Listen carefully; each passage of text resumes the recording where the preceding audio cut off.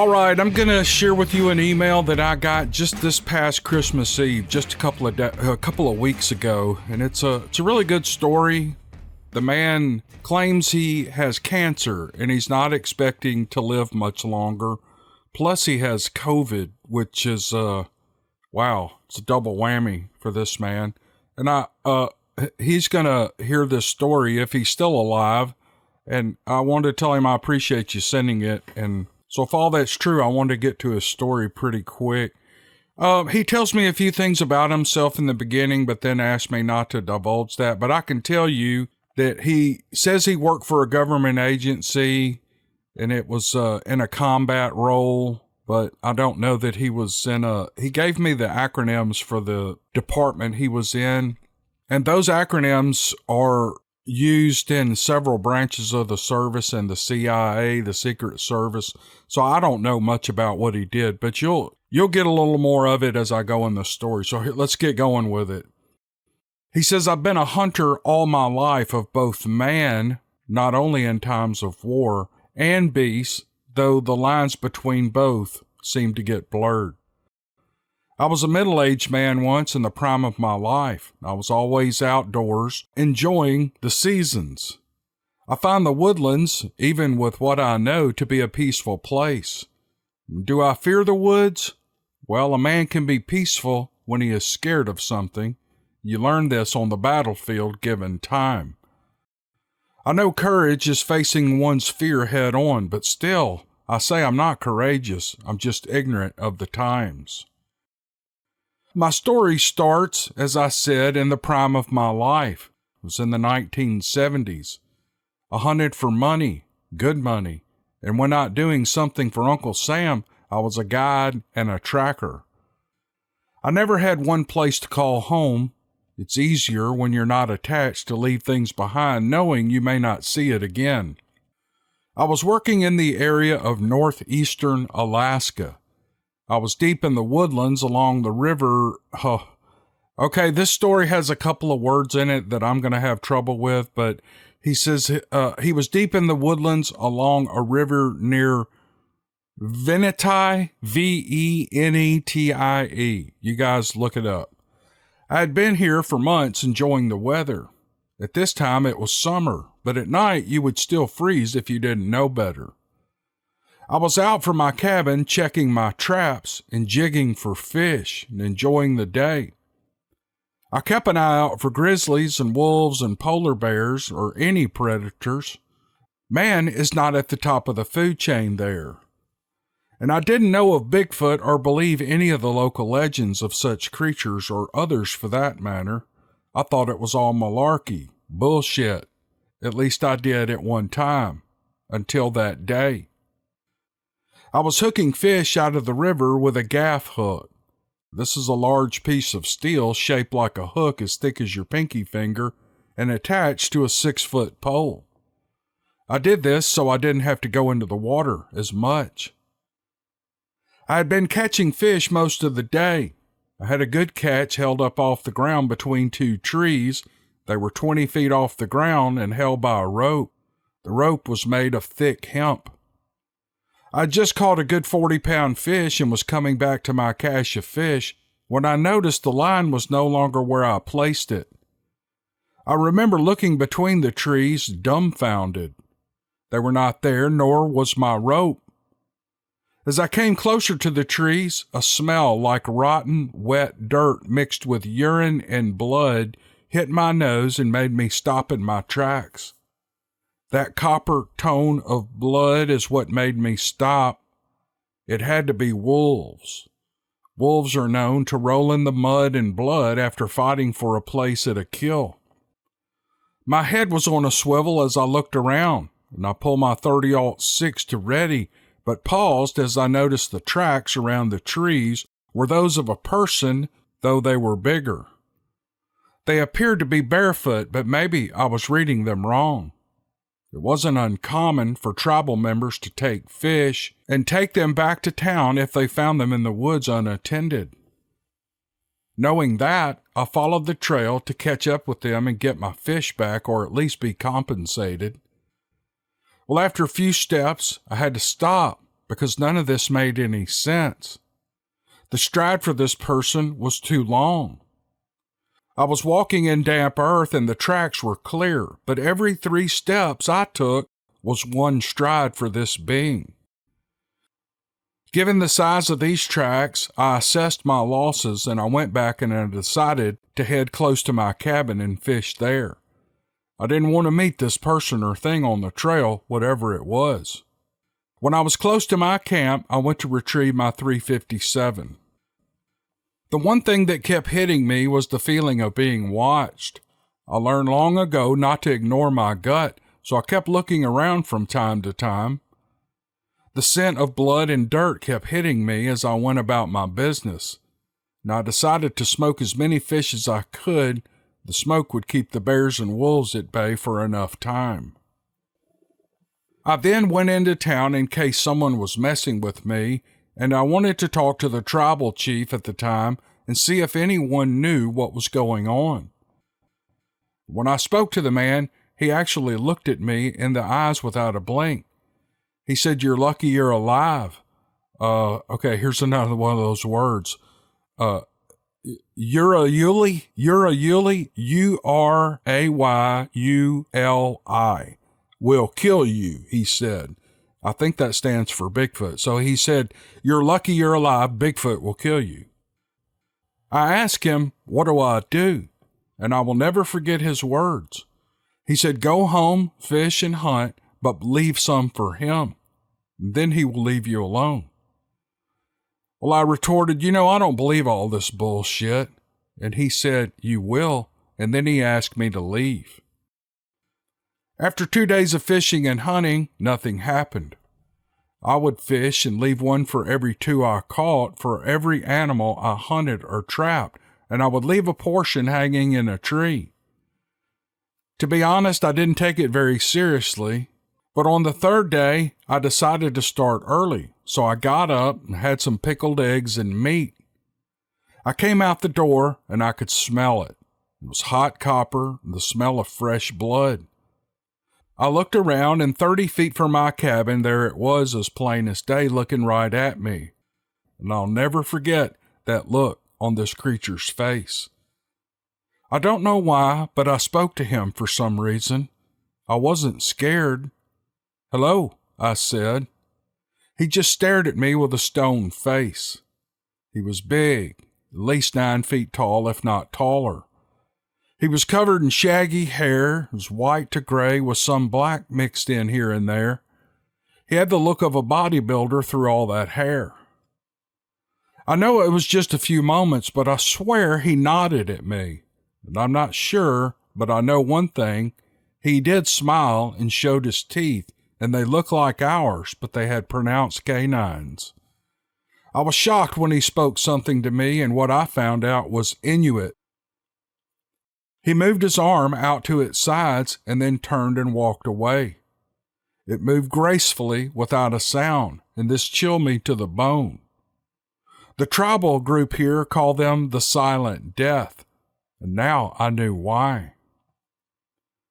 I waited a bit and gathered some things looking around as I did. I found a grizzly bear at the foot of my cache, and it was dead. Its blood was the smell that I was tasting in the air.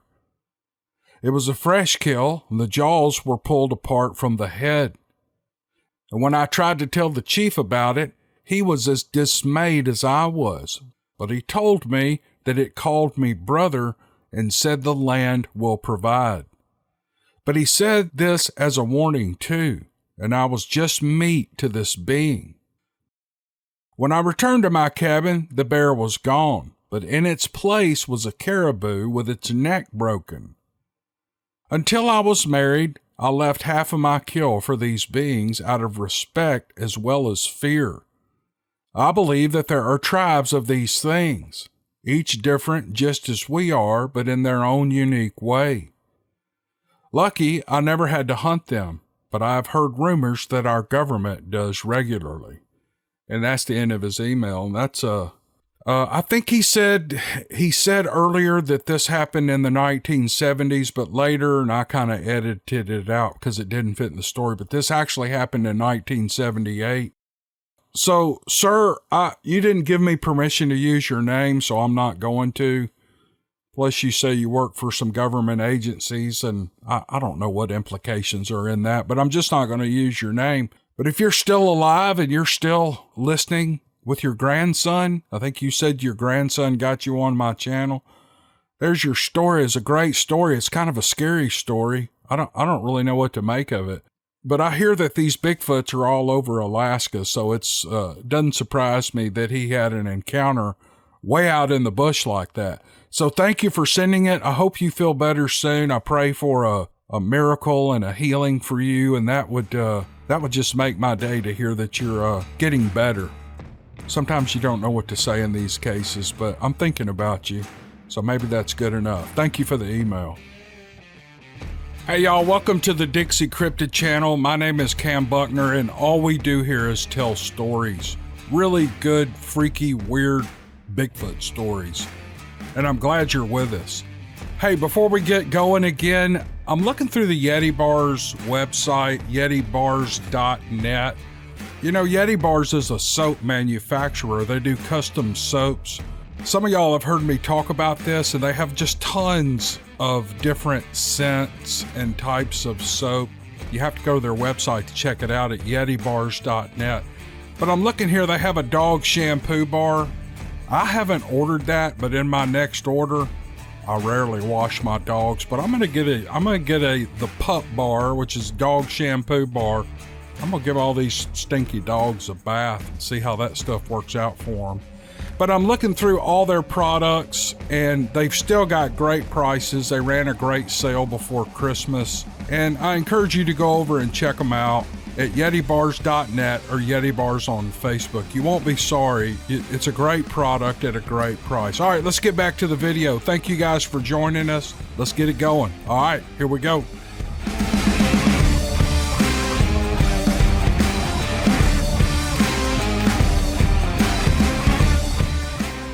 All right, here's another hunting story from Dan in West Tennessee. I like these West Tennessee stories. That's where I'm from, and I know that area real well. Here's what Dan writes. In September of 1978, a deer hunting buddy of mine got permission for us to hunt a local resident's soybean field. It was bow season in West Tennessee. This hunting spot was near a wide but usually shallow creek that had been channeled out. At this time, however, it was flooded and had some timber in the bottom that had been cut. Brush and logs and stumps were all in the flooded area. A person couldn't get through there without breaking a leg or running into the big cottonmouths that were there. Now, I'll stop here and tell you guys, it's hot at the beginning of bow season in the South. And so the cottonmouths, old Coldjaw, he's still out, so I know what this guy's talking about. I found a spot to hunt in a narrow strip of woods that extended between two fields. I could see one field in front of me, and by glancing over my shoulder occasionally, I could kind of watch the other field. Using a bow, of course, we could only take a close shot. My buddy, his name is Larry, found a spot at the end of the field that I was watching. He could climb like a squirrel, and he managed to get pretty far up in a tree. This was real early in the morning. We hadn't been out there long when I heard what I would describe as a deep bellow, sounded like a bull, that ended in a high-pitched scream. At first, I guess because I was half asleep, it really didn't register to me what I was hearing. But there wasn't really anything about Bigfoot on TV in those days, and I didn't have a clue what made that sound. And then the bellow or scream happened again. It seemed to follow the same pattern as a siren. It was deep to high. This time I understood what I was hearing wasn't anything that I had ever heard before, and wasn't any known animal in this part of the country. The hair on the back of my neck stood up. The sounds were coming from the creek area right behind Larry. The low bellowing it started with, I could feel in my chest, and it was so deep. It's hard to convey in words how loud it was. Once again, the sound was echoing in the bottom, this time a little further away. I couldn't have moved that fast. This was another creature that made that sound. Now I knew there were more than one. I've never been a nervous or jumpy person, but I was in kind of a daze trying to figure this out. Larry and I were both good shots, so I wasn't worried about an animal attack. But I was so confused that I was ready to get out of there. The fun of the day was gone, and hunting the rest of the day was shot. It's like something told me to leave. It wasn't a vocal command, but I got the message. I got down out of the tree and crossed the field to the truck that was sitting at the opposite end of the field from Larry. I sat there for 15 minutes, utterly dazed and confused, staring straight ahead, still trying to figure this out. And then I saw Larry come into the truck in the rearview mirror. He sat down without cranking the truck and stared straight ahead without saying a word. Now keep this in mind, the booger was right behind him. But unlike me, he was a nervous type, so this really shook him to the core. I finally broke the silence and I asked Larry, "Did you hear that?" Well, of course he heard it, and that broke the ice. Larry started talking. We discussed anything and everything, but we couldn't come up with an answer. We finally left and went by his father's house to tell him about it. Well, of course, he made fun of us at first and said somebody was pranking us. But he realized that I wasn't joking. If it had just been Larry telling it, his father would never have believed it. He knew Larry's nervous personality. There was no way we were being pranked because there was only one field road in and out of there. The flooded creek bottom behind Larry was another barrier. We could have seen anyone driving in from at least a half a mile away. 2 weeks later, we just happened to go to the drive-in movie theater. And of all the shows to be playing was The Legend of Boggy Creek. When we heard the creature sounds in the movie, we looked at each other. It was identical to what we heard. By the way, the Ohio howl sounds very similar. As a side note on this, I found out later that when the creek was being channeled out, the work crew was having their equipment messed with. Full drums of diesel and gas were thrown around, and other stuff was moved or destroyed. This happened a mile or two from where Larry and I hunted. Well, they put a small guard shack near their stuff, and they paid someone to stay there. But it wasn't long before something shook the whole guard shack so ferociously that the guard quit. Also, at a church a few miles away, they found Bigfoot tracks all around the church. And then another man I know followed the tracks a long way into the woods about 5 miles from there where they ended. Again, all this happened in the year 1978. Of course, this wasn't a sighting. Neither one of us saw anything. We only heard the vocalizations. A timber crew that was cutting on that creek seemed to be real interested in my story. I had to go over it again and again. It was enough to make me think that they had seen or heard something.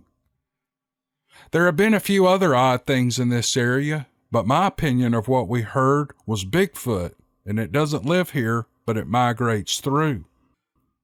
I haven't been able to forget this after all these years, and now I'll watch and listen to everything on TV and online concerning Bigfoot. And then he goes on to write, he says, feel free to use this, edit, do whatever you need to do since I'm not a writer. Dan, you're a good writer. I didn't have to do much at all to this. He said, use my name, Dan, if you wish. You're doing a great job with these stories. I'm a big fan. Well, thank you very much. Thank you very much. You know, the one thing that stands out to me in this story is, and I hear this a lot, people will hear things or see things in the woods, and people will tell them they're being pranked or whatever, like somebody's messing with them. Look, I'm going to tell you, nobody is going to do that, especially during hunting season. People who live around here, like, for instance, me, I know not to walk around in the woods off of my property in somebody else's woods. People just don't do that. And as far as pranking goes, that takes a lot of time and effort. And it's really hard to move in and out of an area undetected. I mean, you can do it. I could probably do it if I was thinking about, being clandestine. I want to get in and out of a place and no one see me, especially hunters. Problem is, you don't know where the hunters are unless you know exactly where they are. How would you prank them? I don't know. Like, I've heard people walk around in Bigfoot or want to walk around in Bigfoot suits and scare people. You're an idiot. You're going to get shot, especially during hunting season. So the pranking thing, I agree with Dan. It's just hard to do. It's just almost impossible to do. Okay, let's move on to another story. Thanks, Dan, for this email. It was really good. Good to hear from somebody from West Tennessee. I miss living up there. See you, man. Here is an email from a woman who has had several encounters, and she's going to describe them all in this email. Her name is Dixie, and here's what she writes. I've had 3 encounters with Bigfoot in my life. One at the age of 5, the second at the age of 8, and then another at 32. I am currently 42 years old. 2 of these encounters are face-to-face encounters, and one of them was an incredibly eerie experience that, looking back, was a sound encounter. I went away to college on the East Coast, and I live there still. My encounter pushed me to take anthropology as one of my majors to try to figure out what I saw as a kid. My other major was history, and I told people that anthropology was to answer the why question in history. It is not true. Did it help? Sure, but it was not the full reason. I am now a reference librarian at a public library. When people come to me with what would be thought of as a crazy research question, I'm the last person to question them. The first 17 years of my life, I grew up in southern Humboldt County, California, in the town of Rio Dell. And when I was a bit older, we lived in Scotia. These 2 towns reside side by side along the Eel River and were sustained by the logging industry. The way she spells this river is E-E-L. Eel? I don't know. To live in the town of Scotia, you had to work for the lumber company. Work whistles told you when to wake up and go to lunch or when it was time to go home. And as a kid, you knew it was time to head home when the 4:30 p.m. whistle went off, because the dads were headed home for dinner and would usually be ready soon after. I am the oldest of 4 kids. My mother was deaf, and we used the American Sign Language as our form of communication in the home.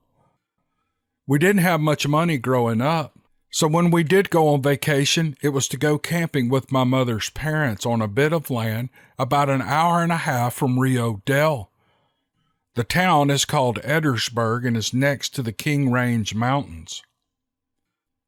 The year was 1981, and my grandparents, my mother and my father, and my sister, who was 2 at the time, I was age 5, and we would all pile into a 1964 white station wagon and head out there for a week to enjoy the small creeks and the sounds of the wilderness. My grandpa had friends who were kind enough to let us camp on that piece of land from the 1950s through the early 1990s. Just as a side note, we stopped in the early 90s because of the illegal marijuana grows by the Mexican cartels in the area, and that made camping too dangerous. My family would set up in the same place every year. My sister and I would play in the forest the entire time in the area. The forest wind was comforting. The rain made me want to just fall asleep. The sounds of the animals were soothing. I never saw any black bears in the area. We did see a small cougar once, and it hurt us kids and it ran away. The area had a small creek that my grandparents enjoyed fly fishing in. There was a huge cast iron dark blue colored 1890s range that my parents would put the camp stove on to do the cooking. And finally, a large 1960s Army surplus tent that would fit all 6 of us with Army cots. The front flaps would be tied back and the netting would be zip closed to keep the flies and the gnats out. The first thing my sister and I wanted to do was go swimming. We were not very good swimmers at the time, so we would just drag ourselves along the bottom of the creek with our hands while we floated on the surface. We were never a loud family because we signed to each other. If we were, I don't remember us being so. The only noise coming from the camp was us 2 kids. We also had a habit of banging rocks together to see if we could find different ocean snails in them. The area was heavy with fossils and the river rocks. We had a lot of fun trying to see what type we could find. After quite a few nights at the camping spot, it was time to go to bed. It had gotten dark and the night sounds had already started to fill the air. My parents made sure the fire was just embers, and we all went into the tent to lie down to sleep. We all enjoyed a breeze coming into the tent, so we kept the screen zipped but the flaps open. Now I also remember the back flap open that was a type of roll-down window that tied at the bottom, but would still have zipped netting to keep the bugs out. I fell asleep quickly, and I slept for a long time. When I woke up in the middle of the night, I could see a dark brown furry creature squatted next to the embers. I remember looking over my shoulder and seeing everyone in their cots. My sister was next to me asleep, and so was the rest of my family. I looked back outside and I could see this creature playing with a stick and drawing in the embers. I saw really dark eyes and hands like mine, and I remember thinking that this creature was really furry, except for a bit on its upper chest near its neck and its face and its palms. It was so absorbed in playing in the embers of the fire that it didn't see me watching it. The creature was intent on playing and would try to catch the end of the marshmallow sticks on fire. The creature was smaller in size, about the size of my father, so it was about 6 feet tall. Looking back, I think it was a teenager or even a juvenile. Its chest was flat, so it wasn't a female, and I remember thinking it was odd to see something out there and just closed my eyes, and I went back to sleep. The next morning I got up and my parents were signing back and forth to each other about large footprints that were in the dirt around the campfire. My father saw us kids coming out of the tent and he walked over to the footprints and he kicked dirt over them. I didn't say anything to my parents at the time because I thought they would think I was just imagining things. Years later, I asked if anyone saw anything, and no one said they did. My second encounter that stuck with me happened in Pepperwood, California. I was 8 years old. My sister would have been 5 years old. It is a plot of land right at the beginning of the Avenue of the Giants when the trees open up to farmland. My family would go to a friend's farm and help them plant, weed, and harvest on the weekends. It was a way to help my parents keep some extra food on the table, but also to let us kids play outside. To this day, there's nothing to me that is as fun as a game of hide and seek or tag in a fully grown cornfield at night. This farm had an upper and lower field. The upper field had mostly corn, and the lower field was things like squash and tomatoes. This lower field backed onto the Eel River and had a band of woods before hitting the river bar. In between the two fields was a strip of dense redwoods that was long enough to run the length of the fields, but wide enough that you couldn't see straight through to the lower field. There was a small shaded dirt area that they would park the tractors and disc harrows and the wagons. On one of these summer days, my sister and I were making a log cabin out of sticks. It was late afternoon and my parents were in the lower field planting squash seeds. We were playing in the turnaround area and built it high enough that we could squat in it and were able to put a bunch of more sticks to make a roof. We were singing a bunch of songs that we had just learned in Bluebirds, part of the Campfire Girls, and we were having a fun time. My little sister got tired and said that she was going down next to Pa and Ma and lie down on the softly tilled dirt.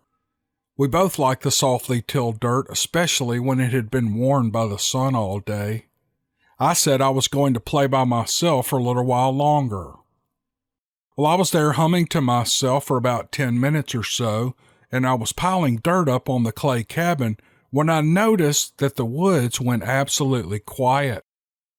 There was no wind, no bird sounds, not even the sound of flies or gnats buzzing. I looked around and I saw that the woods were starting to get dark. The redwoods get dark and cold quickly because of the amount of tree canopy, but this seemed darker than usual. I started to look through the cracks of the cabin to see if I could see anything, and I spun slowly on my knees and looked 360 degrees around me. I didn't see anything, but I could feel someone or something watching me, and my body instantly went cold. I remember thinking, "Don't run." I was afraid of whatever was watching me would chase me, so I crawled out of the cabin, and instead of running, I skipped toward my parents.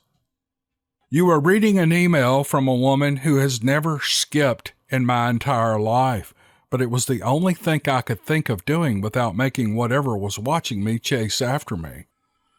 I went and sat on the wagon, and I just stared at the ground for a bit, just trying to calm down. This didn't last very long because about 5 minutes after I sat down, I heard a whoop, whoop. The sound started low, and it got high sounding, and it echoed all over the farm area. My father, sister, and I looked around trying to find the sound. Mama saw us looking around and she sighed, "What?"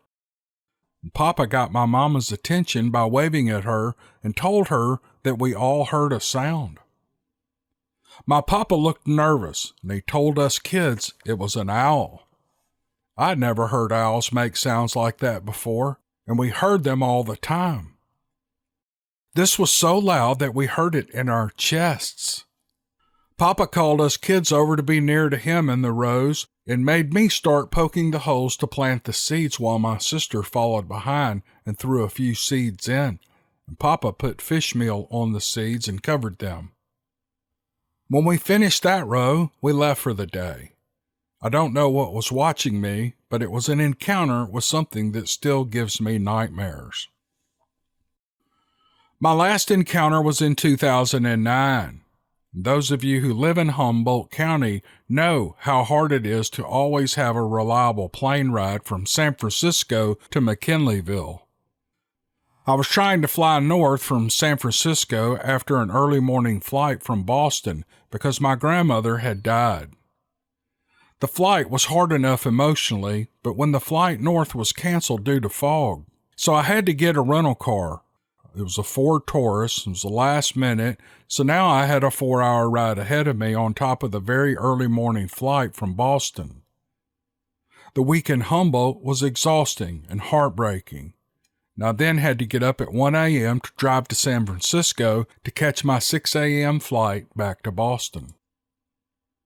The beginning of the ride south was fine. There were clear skies and not much fog, except a few in the lower dips next to the rivers. There were no cars going or coming, and I was truly alone on the road until I hit the straightaway just before coming to Laytonville. I could see something big squatting on the right-hand side of the road. First, I had no idea what I was looking at, but as I slowed down to stop next to it, the creature turned its upper body and it looked at me. I got a glimpse of red eye shine as I stopped next to it. My eyes got wide and my mouth fell open. My thought was, oh my God, I'm not really crazy. This is what I saw when I was a kid. My next thought was, don't show teeth. Teeth mean aggression. So I closed my mouth and tried to smile the best I could without showing my teeth, and I waved at the creature. The creature kept looking at me, and then down at the road, and then back at me, and then further down the road, and it did not respond to me when I waved at it. I sat there debating with myself if I should get out of the car to try to speak with it. The anthropologist in me was freaking out, excited. The child that saw the creature felt excited, and all of me wanted to get out of the car and say something to this creature that I had begun to think I had made up in my mind. The creature was dark brown. The windows were up, so there was no smell. The eyes and face reminded me of a human. The eye color was dark black, but then again, it was dark. The nose was flat. The chest was broad like a bodybuilder, but the hair looked fine. The creature was squatting and was still as tall as the car I was driving. Logic kicked in, and I remembered that I needed to make it to the airport on time, and I didn't have the money to be rebooked, so I didn't get out of the car, and I waved goodbye. The creature began to stand up.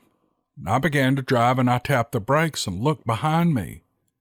The creature was crossing the road, and I could only see as high as the creature's hip in the red brake lights. My guess is the creature was between 7 and 8 feet tall. 30 yards further down the road was a slight right in the highway. Along the side of that dip, there was a cluster of ferns and about 5 deer. That's when it hit me what the Bigfoot was looking at. He was looking at dinner. This is when I felt a chill run down my spine. While I personally don't think Bigfoot are very aggressive in the Pacific Northwest, I'm pretty sure the need to get to the airport saved me from making a terrible mistake. I kept driving until I got to Ukiah and found the first open gas station and told the attendant I needed a bathroom key. I thought better of telling this attendant I had just seen a Bigfoot, and I went and stood in the beat-up, dimly lit bathroom and stared at myself in the mirror. On one hand, I was thrilled that I could finally verify to myself what I saw when I was 5 years old. But on the other is when I realized I had been in the city way too long. I had forgotten the very thing that kept me alive all those years growing up in Humboldt County, and that was to always be careful in the woods. Needless to say, my mind was racing for days afterward.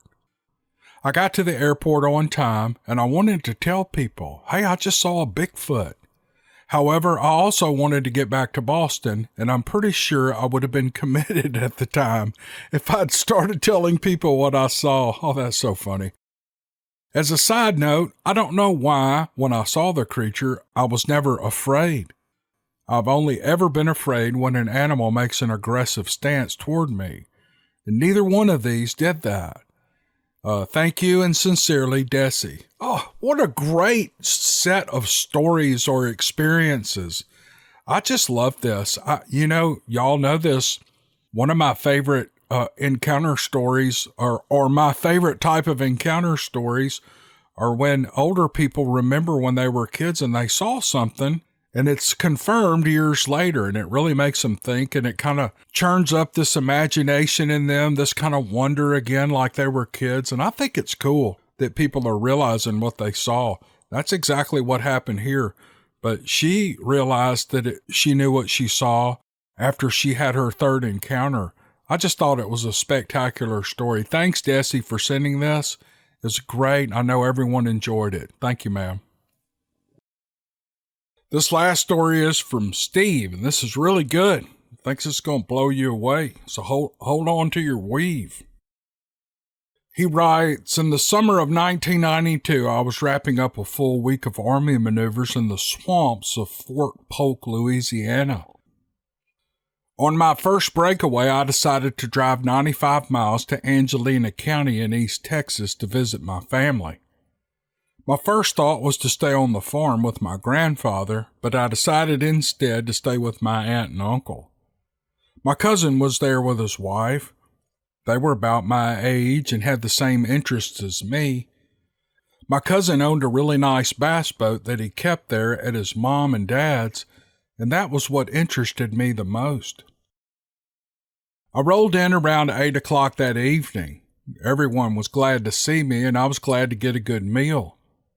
Afterward, we sat around the living room and talked about all the fishing spots on the lake where we'd be heading the next day. About 10 o'clock, my cousin's wife started pestering him to take her out to the old sawmill to see who was out there. I could tell my cousin was getting frustrated with her. He wanted to get an early start on fishing the next day. He'd need a good night's sleep for that. But she was insistent, and eventually he gave in. Well, I grabbed my personal firearm, stuck it down the small of my back, and headed out with them. The old sawmill was where the young adults in our area liked to go and hang out. Most nights, someone or other could be found out there with their cooler, sitting around a campfire and telling stories and cutting up, or just listening to the radio. Sometimes someone would show up with a guitar and entertain us. Mostly it was just a place we could go that was far enough out of the way to keep us out of trouble and out of the sheriff's hair. There's no straight route to the old sawmill. We bounced down the highway that ran alongside the lake to the next road and then to another.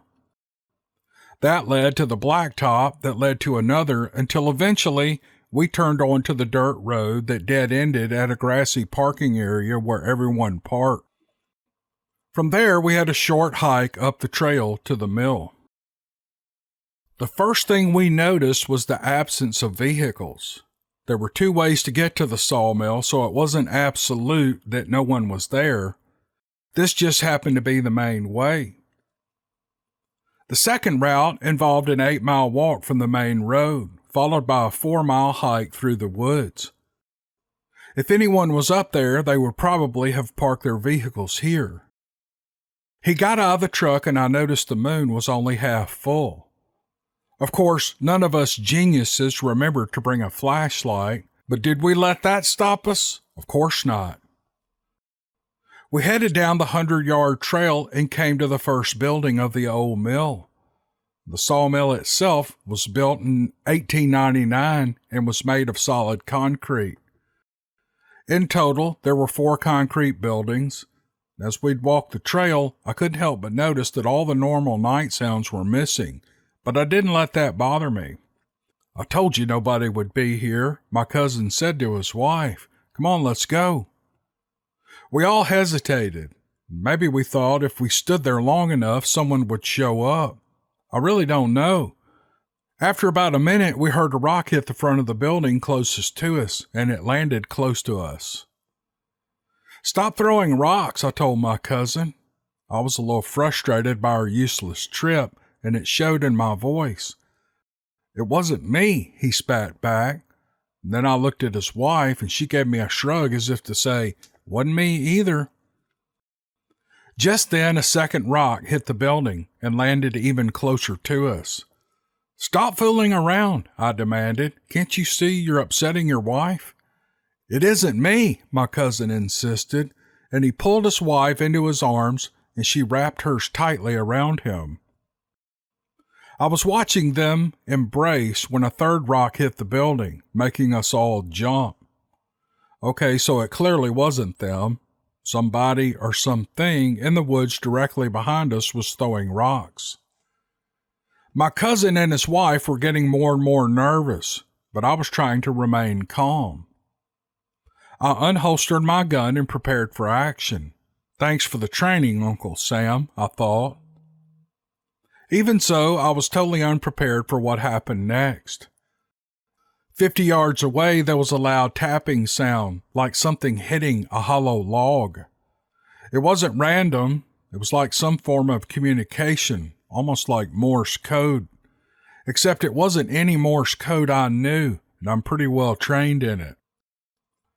It went on for 15 seconds, and then it stopped. The whole time I was scanning the woods trying to locate the source. Then something answered it from the opposite direction. This time, it sounded like 2 rocks being hit together. The feeling of being surrounded kicked in, and my cousin muttered something like, "We got to get out of here now." and as he and his wife took off in a dead run back to the truck. I was the only one armed, so I took up the rear at a slightly slower pace, checking our six as we moved. I didn't want whatever was out there communicating to follow us and attack us from behind. And I made one complete turnaround as we were heading down the trail, and there, where we had just been standing, were three extremely large, shadowy figures staring down the trail at us. The sound of the truck door slamming motivated me to turn and run at full speed. My cousin had it started and was already grinding gears in his hurry to get out of there. I think he would have left me there to face those things if I hadn't made a death-defying leap into the bed of his truck. I smacked my face hard on the spare tire, but I made it. My cousin must have been doing 80 miles an hour driving out of there.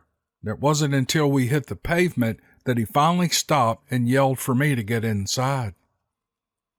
We didn't say much at first when I got in there, but I finally had to ask, "What was that?" "I don't want to talk about it," was his only response. Back at my aunt and uncle's house, my cousin and his wife went straight to bed. And I put my gun away and I sat down in the living room with my aunt and uncle, who were still up watching TV. My aunt recognized right away that something was wrong, so she asked me what had happened. And I didn't hold back. I told them the whole story.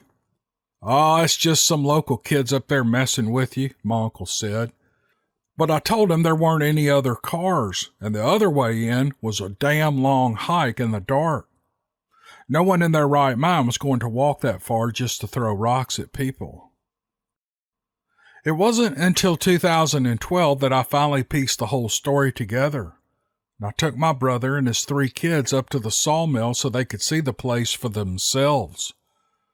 We walked around into the second building and saw something that shocked me to my core. There, on the floor, was something that looked like a huge nest with a really bad gamey smell to it. And that's when it hit me. Back in 1992, those things had probably moved in and set up house.